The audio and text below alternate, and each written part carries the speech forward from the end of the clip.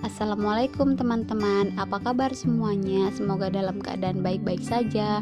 Pada hari ini kita akan mempelajari materi pembelajaran kelas 6 SD, yaitu pada tema 1 negara ASEAN dan tema 3 yang mempelajari tentang ekspor dan impor.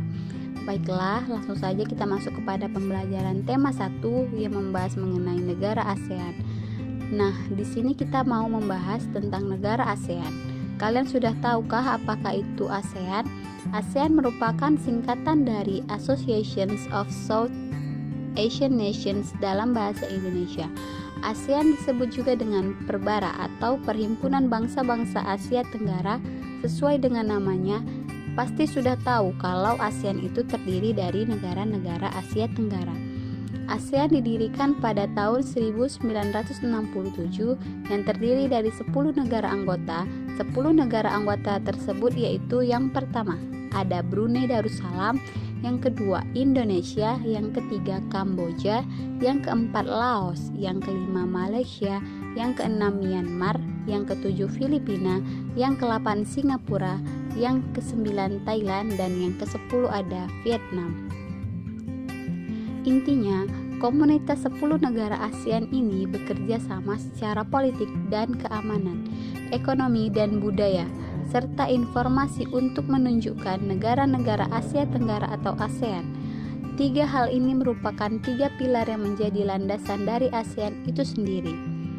Pilar yang pertama adalah pilar komunitas politik keamanan ASEAN, yang juga dikenal sebagai ASEAN Political Security Community. Pilar ini memastikan bahwa negara-negara anggota ASEAN hidup damai dengan cara meningkatkan kerjasama yang adil, demokratis, dan harmonis ASEAN.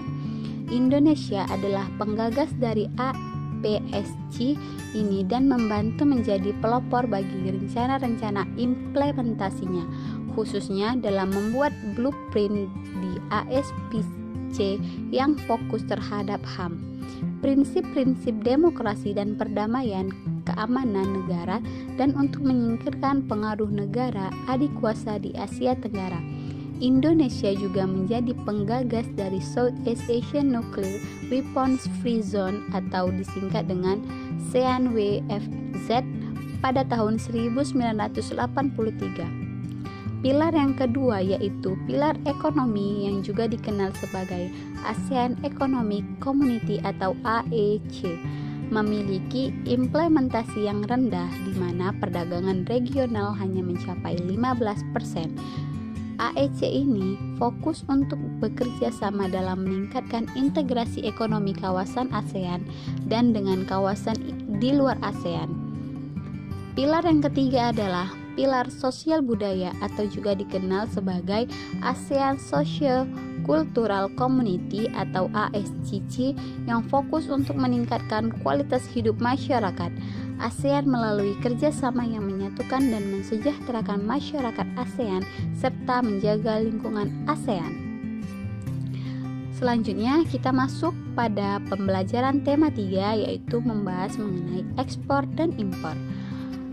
Pengertian ekspor. Secara sederhana, ekspor diartikan sebagai kegiatan mengeluarkan barang dari dalam negeri ke luar negeri dengan memenuhi ketentuan dan peraturan yang berlaku.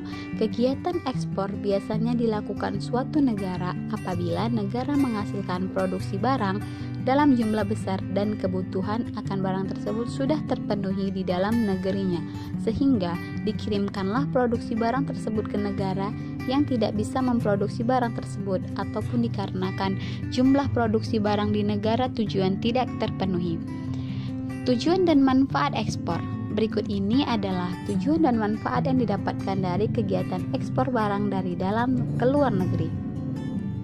Yang pertama, menumbuhkan industri dalam negeri. Ekspor merupakan suatu bentuk kegiatan perdagangan lingkup internasional yang bertujuan untuk memberikan rangsangan terhadap permintaan dalam negeri yang menyebabkan tumbuhnya industri-industri pabrik besar. Yang kedua, mengendalikan harga produk. Dengan melakukan ekspor, negara bertujuan untuk memanfaatkan kelebihan kapasitas terpasang dari suatu produk. Tujuannya adalah untuk mengendalikan harga produk ekspor yang ada di dalam negeri. Yang ketiga, menambah devisa negara. Kegiatan ekspor tentunya berdampak positif pada pertumbuhan ekonomi suatu negara. Manfaat dari kegiatan ekspor adalah membuka pasar baru di luar negeri sebagai perluasan pasar domestik, menemukan investasi dan menambah devisa suatu negara. Selanjutnya, komoditas ekspor Indonesia. 1. Komoditas karet. Indonesia merupakan negara produsen karet terbesar kedua di dunia, sehingga tidak heran apabila karet dijadikan sebagai komoditas ekspor utama Indonesia. Ekspor karet Indonesia banyak dikirimkan ke Amerika Serikat, Cina, dan Jepang. Yang kedua adalah produk tekstil. Industri tekstil di Indonesia sangat banyak dan berhasil menambah devisa negara.